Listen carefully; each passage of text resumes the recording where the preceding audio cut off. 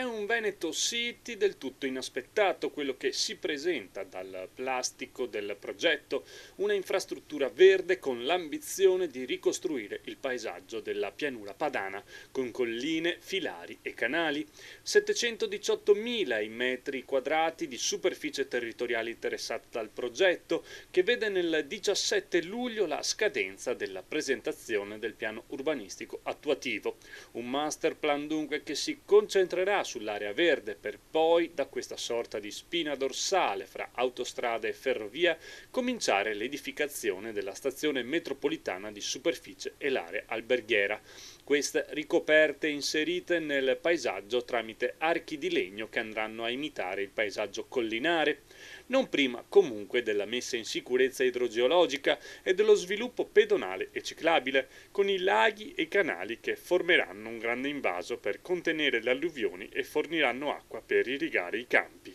E per quanto riguarda gli alberghi e le strutture saranno al massimo di 9 piani, andando lentamente a degradare fino a immergersi nel paesaggio che da autostrada o treno sarà possibile ammirare. Piante dunque che durante la costruzione degli edifici fungeranno da polmone in modo da assorbire non solo l'impatto dei cantieri ma anche le polveri sottili della vicina autostrada.